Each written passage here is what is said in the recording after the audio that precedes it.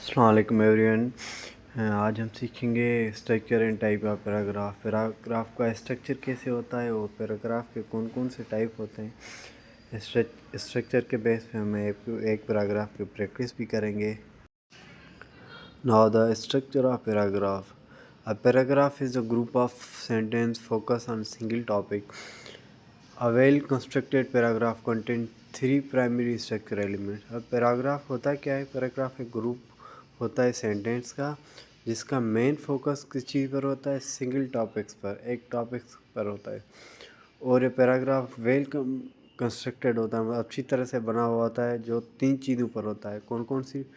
सबसे पहले topic sentence, और दूसरा सपोर्टिंग सेंटेंस, और थर्ड कंक्लूडिंग सेंटेंस। अब पैराग्राफ में स्ट्रक्चर ऑफ पैराग्राफ में टॉपिक सेंटेंस क्या रोल प्ले करता है, और सपोर्टिंग सेंटेंस क्या रोल प्ले करता है, और कंक्लूडिंग सेंटेंस क्या रोल प्ले करता है। तो टॉपिक सेंटेंस क्या होता है? The main sentence that states the central idea और core message of paragraph, it guides the rest of the following. अब टॉपिक सेंटेंस क्या एक्सप्लेन करता है? Central idea or core main points explained in the topic sentence, and supporting sentence it develop the topic sentence by providing explanation, facts, evidence and effects example। अब जो हम central idea हमने दिया topic sentence में, उस चीज़ से develop हुआ होगा, और कौन सी चीज़ प्रोवाइड करेगा हमें? एक्सप्लेनेशन उसी चीज़ पर, और फैक्ट्स और एविडेंस जो होंगे यहाँ उसके हिसाब से जो भी एग्जांपल्स होंगे वो हमें बताएगा। अब लास्ट वाला है कंक्लूडिंग सेंटेंस। कंक्लूडिंग सेंटेंस में this is the final sentence, और we can say it's ending sentence that summarise the main points, reinforce the main idea और transition to the next thought। मतलब इसमें क्या होता है? कंक्लूडिंग सेंटेंस में जो है एंडिंग सेंटेंस भी हम इसे कहते हैं, और इसमें क्या देता है? कंक्लूजिंग करता है, इसमें कंक्लूजन करता है सेंटेंस की, पैराग्राफ की, या किसी भी चीज़ की। उसमें क्या है? जो आइडियाज़ होता है उसे द एंड करता है, मतलब लास्ट आइडिया होता है, जो क्लोजिंग अप जिसे सेंटेंस कहते हैं। Now the types of paragraph. Paragraph के कौन कौन से टाइप होते हैं? These are the four types of paragraph. First is the narrative paragraph, descriptive paragraph, expository paragraph and persuasive paragraph। अब फर्स्ट का क्या पर्पस होता है और उसकी की फीचर क्या होती है? नैरेटिव पैराग्राफ जो होता है tales a story, recount sequence of real और फिक्शन इवेंट्स। नैरेटिव में हम क्या कहते हैं? किसी भी स्टोरी को हम क्या सीक्वेंस देते हैं, और रियल होती है, और उसमें फिक्शन इवेंट्स हम एक्सप्लेन करते हैं। और उसका की फीचर क्या है? It's organise chronologically in order of time, मतलब टाइम के हिसाब से वो जो है अरेंज किया जाता है। डिस्क्रिप्टिव पैराग्राफ में क्या होता है? It's purpose to create detail visual image of person, place, object और फीलिंग्स। मतलब डिस्क्रिप्टिव पैराग्राफ में हम किसी भी पर्सन को, प्लेस को, ऑब्जेक्ट को या फीलिंग्स को क्या करेंगे? एक्सप्लेन करेंगे, उसकी इमेज को एक्सप्लेन करेंगे। The key feature of the descriptive paragraph is the rich in sensory detail, sight, sound, touch, taste, smell. मतलब डिस्क्रिप्टिव पैराग्राफ में हम जो है वो किस चीज़ से भरा हुआ होगा?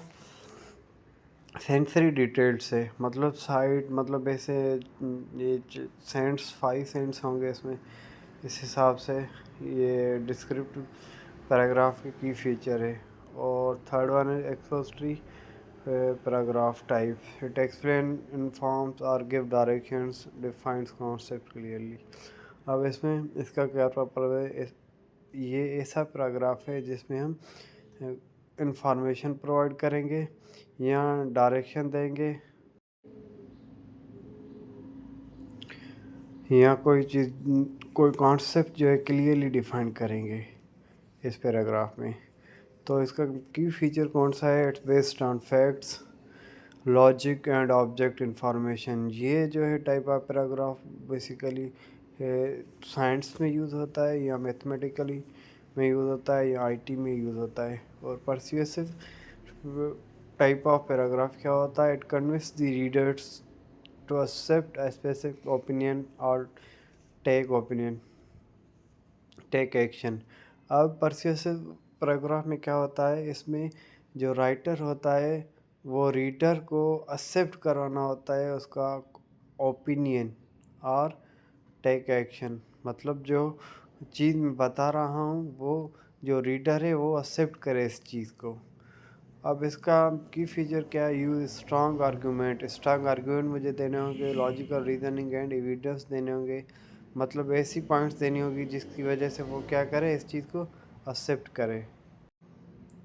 Now this is the well written structure paragraph that daily physical exercise is essential for maintaining a good health and our all well-being।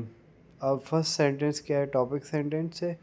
engaging in activities like walking, jogging, cycling help strengthen the heart and improve blood circulation throughout the body. Furthermore, regular works out release endorphins which reduce daily stress and boost mental energy. Now this is the which I read, it's a supporting sentence. Therefore, incorporating event a short workout into your routine can significantly enhance both your physical and mental life। अब last वाला जो ये highlighted colour है इसे हम क्या कहते हैं? कंक्लूडिंग सेंटेंस और एंडिंग सेंटेंस। और बीच में जो कलरफुल नहीं है उसे हम क्या करते हैं? Topic sentence, supporting sentence. और फर्स्ट वाला क्या है? Topic sentence. This is the well structure paragraph on the basis of topic sentence, supporting sentence and concluding sentence. अब आपको जो भी पैराग्राफ लिखना है इस हिसाब से लिखना है। सबसे पहले टॉपिक सेंटेंस लिखेंगे और बिटवीन क्या लिखेंगे? Supporting sentence. और एंडिंग में क्या लिखें? Concluding sentence. This is the proper way to write the paragraph. अब आप कभी भी पैराग्राफ लिखेंगे तो ये तीन चीज़ें आपके माइंड में होनी चाहिए। कौन सी? टॉपिक सेंटेंस, सपोर्टिंग सेंटेंस और जो है कंक्लूडिंग सेंटेंस। इससे जो है अच्छा पैराग्राफ बनता है।